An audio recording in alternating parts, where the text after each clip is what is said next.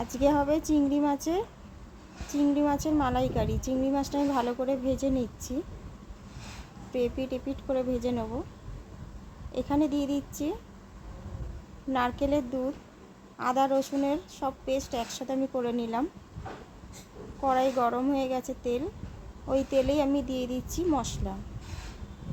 সব মশলা একসাথে একটু কাশ্মীরি লঙ্কার গুঁড়ো দিয়েছি, আদা রসুনের পেস্ট।